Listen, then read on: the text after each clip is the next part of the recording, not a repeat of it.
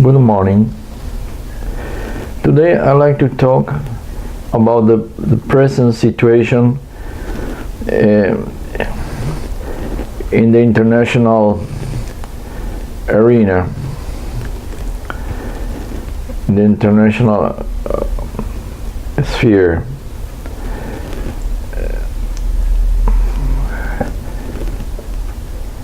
I'd like to talk about the Russia Federation, the United States, the European Union, and the United Kingdom with its exit of the European Union, on what does it mean for the geopolitical situation.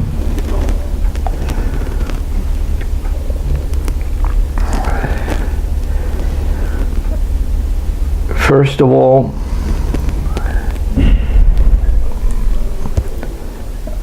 let's have a few words about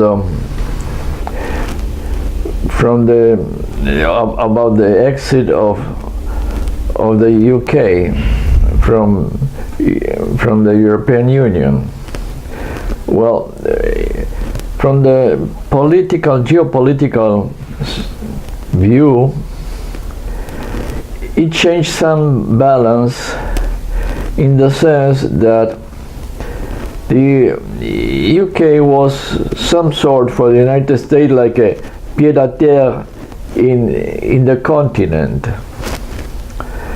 So to have their word, the United States words, spread with the leadership of the principal main countries of Europe, which are Germany and France, and then come the second layer, Spain, Italy, Poland,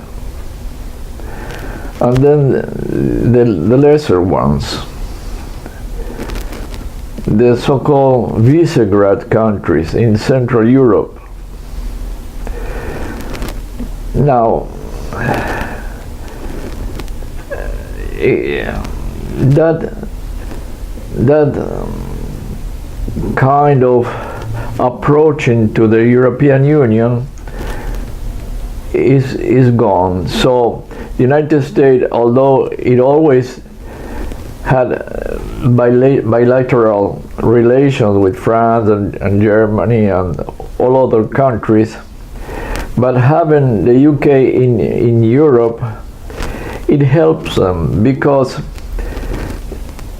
the UK is the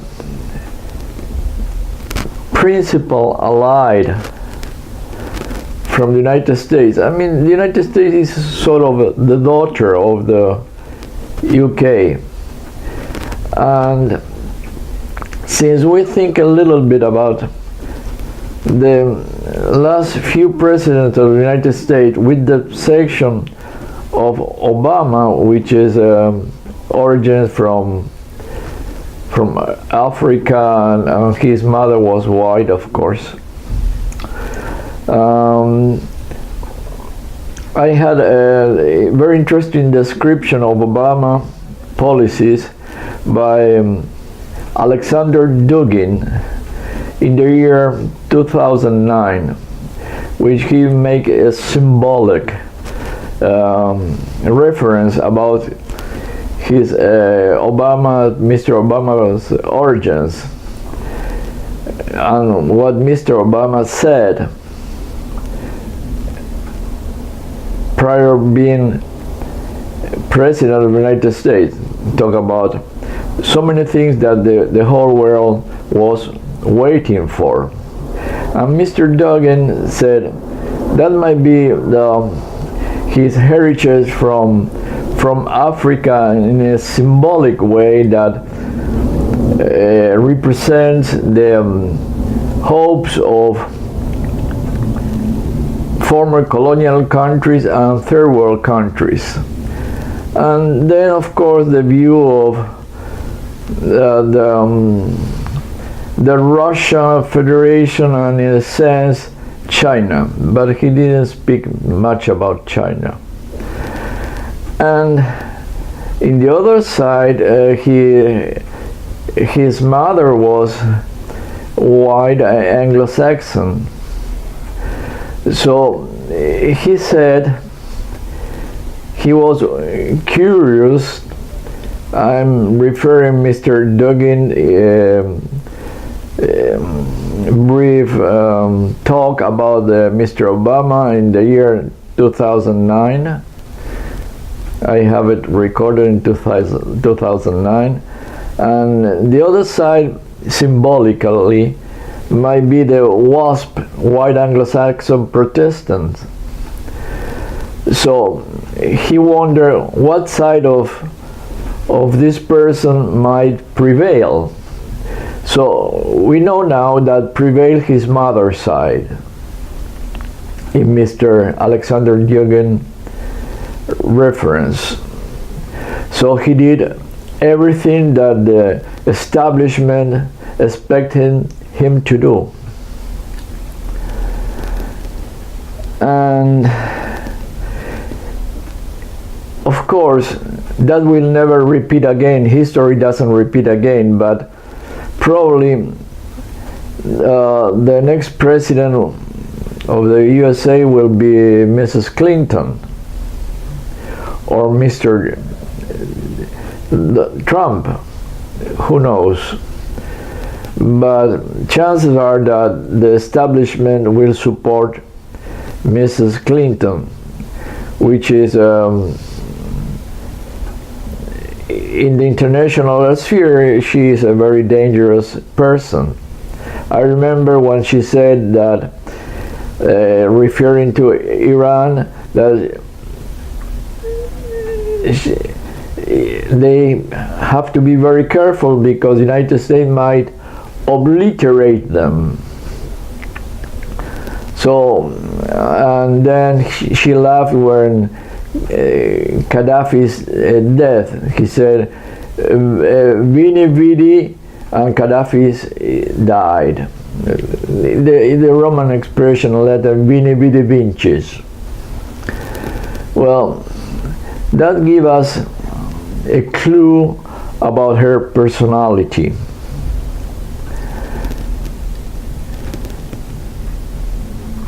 What am I saying this? Because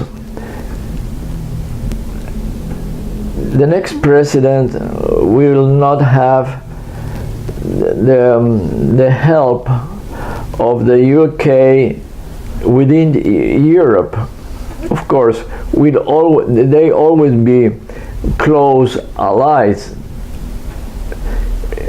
extremely close allies, no matter what.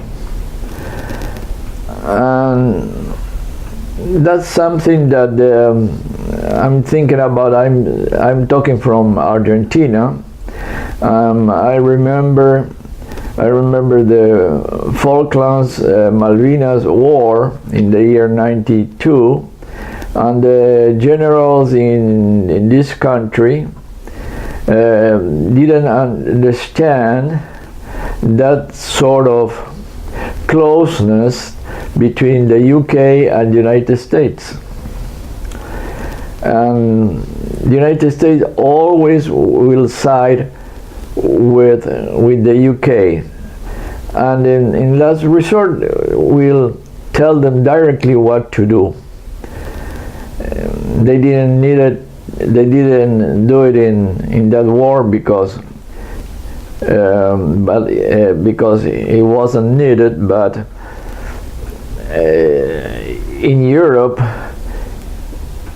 the United States give them the order. I remember also in the year, I think, 1956, with the Suez invasion of Israel, France, and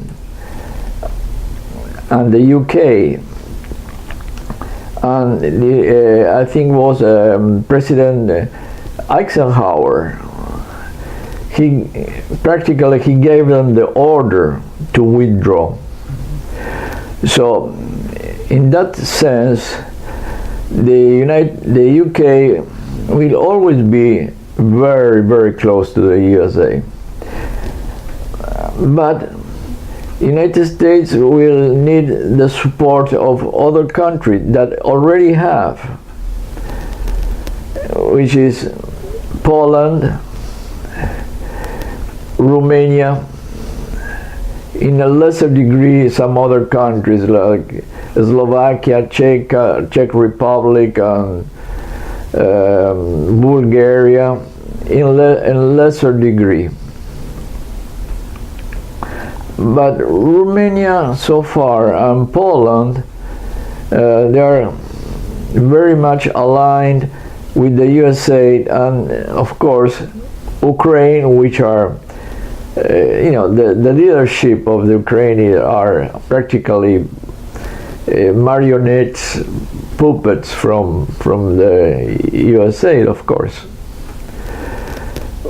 And I already talked about that problem, which is a very, very dangerous problem for the peace in Europe and perhaps in the world.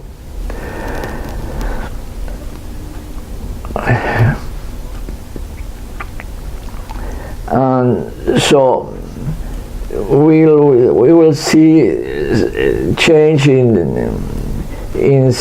the relations with the United States and the European Union.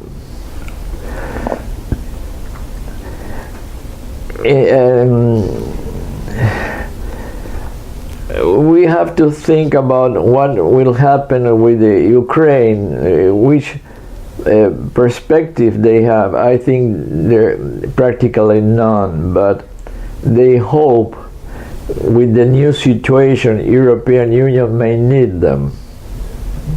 My feeling is they will not need them. They would like to use them, which is a different story.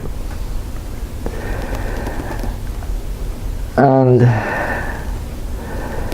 the other thing I like to talk is since the United States will rely heavily in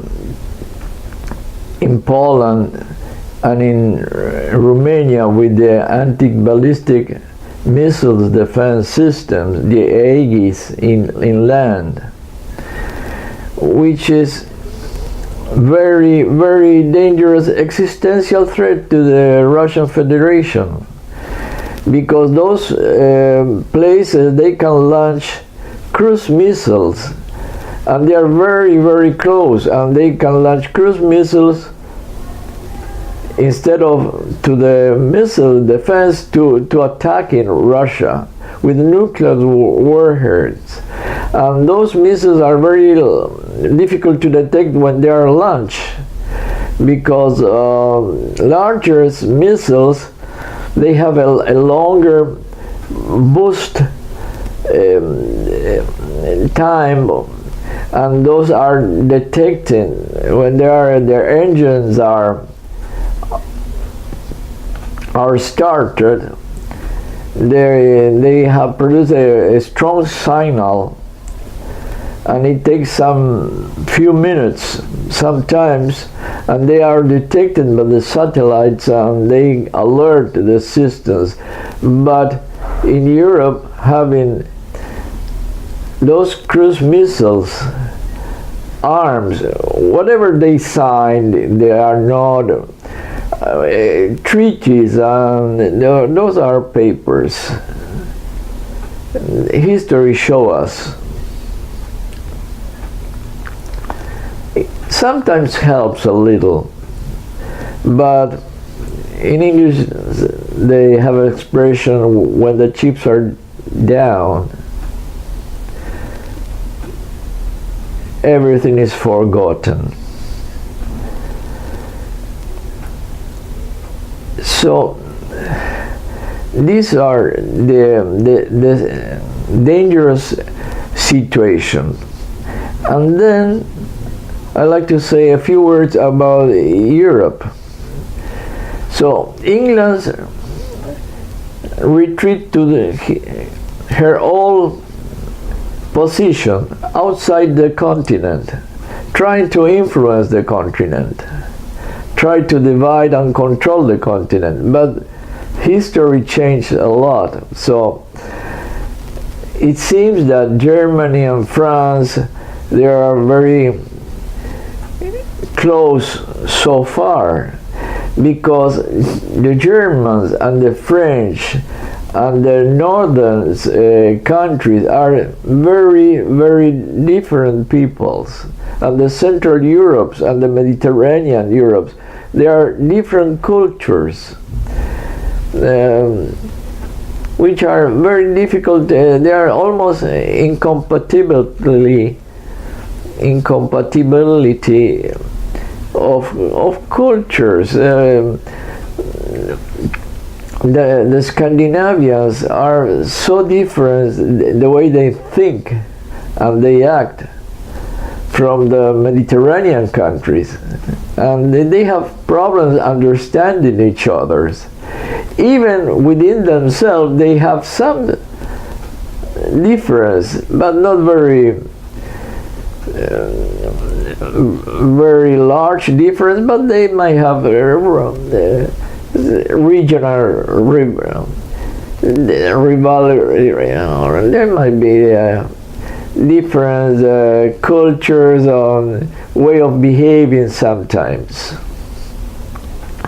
And then international relations are based on mistrust, not solidarity, not cooperation. Cooperation sometimes, it all depends the interest of each country in a given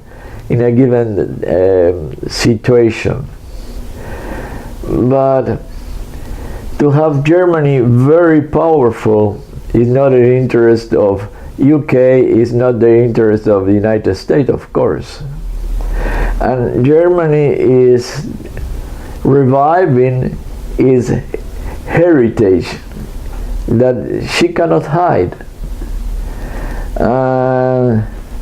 It comes out, sort of acting out their deepest feelings, of course, in general terms, because no society are monolithic. They have different tendencies, but we always may think about the leaderships, the ruling classes, the supports they have from the masses, the critical support. And so far, nationalism is strong and alive, which is a difficult emotion for the understanding of nations. So this is the new panorama that we may face in Europe. Now time will tell us what may happen. If the European Union may last, it's in interest of Germany, of course, because Germany controls with his economic power, control the other countries, and the European Union is ruled by the European conservatives, right wings capitalists, which are the financial capitalists, and of course the largest corporation in Europe, which are very powerful indeed. And then we'll have the financial system in New York and London and in Tel Aviv as well. So This is the situation that it is facing Europe nowadays. That as everything, times will tell us, and what it seems today something horrendous in my past. If we can, I mean, in the United States can think better, because they're playing a very dangerous game. The so-called neocons are not crazy people. They know what they're doing. They're playing a game, dangerous, but they're playing their game. They're figuring out that the Russia Federation is weak, that the leadership is not that strong, and that the oligarchs, they made change sides. On the other hand, I have the picture here of General Sergei Akhromaniev. Now, this year will be the 25th anniversary of his suicide. He committed suicide in the year 91 when the Soviet Union, I always refer as the Soviet Union, politically capitulate and change sides to the capitalist system and dissolve itself. And he was a patriot, a Soviet patriot, a hero of the Soviet Union, and he had a very strong military honor.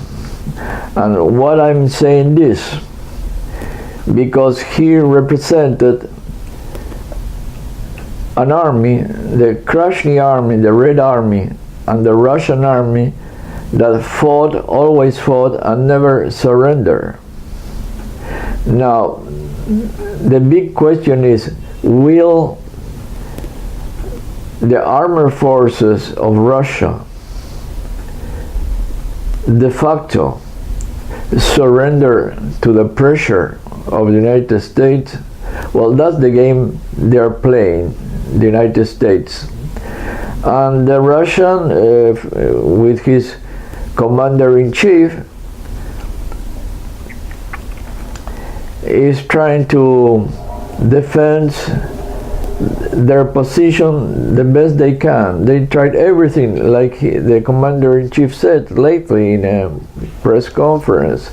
He did everything to show the Western powers, he called them partners, that the Russian Federation is a nuclear power.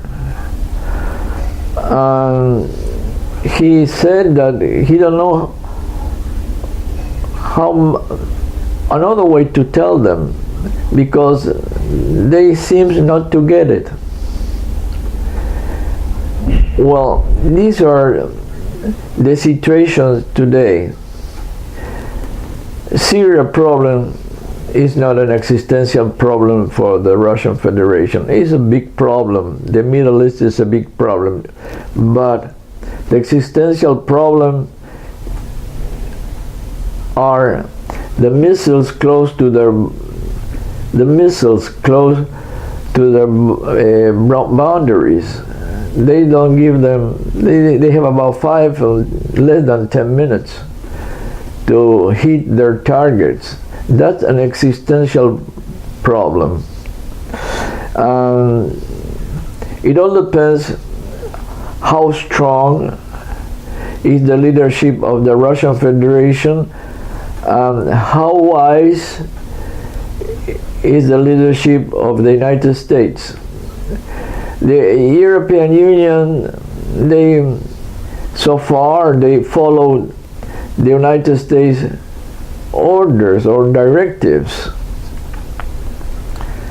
But employing the Mrs. Hillary Clinton words, they have to take notice and conscience, especially Romania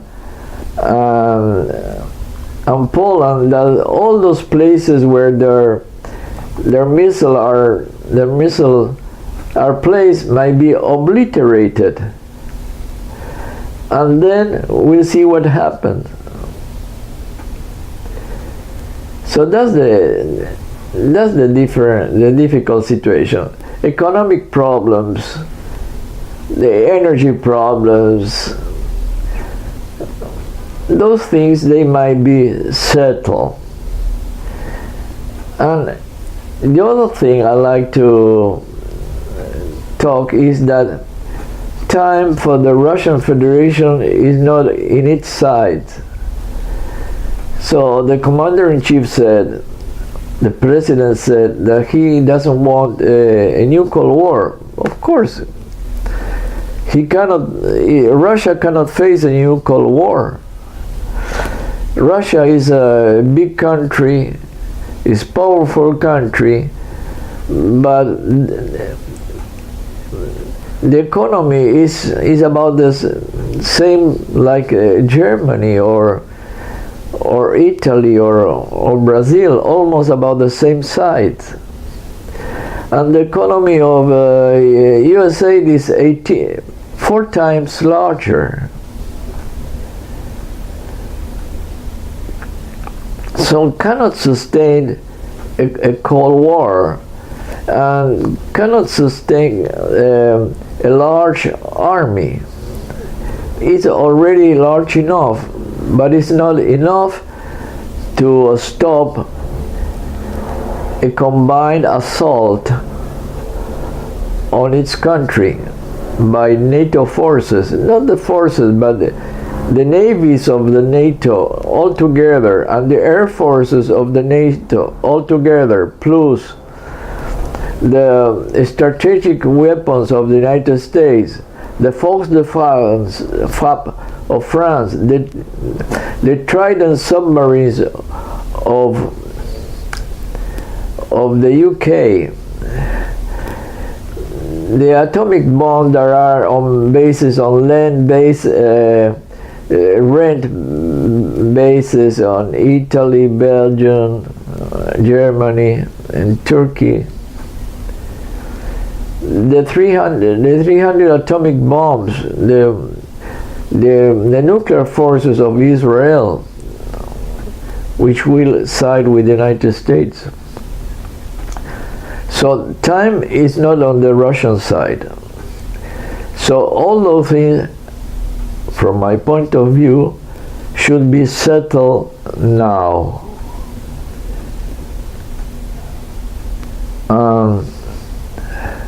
That's all I have to say.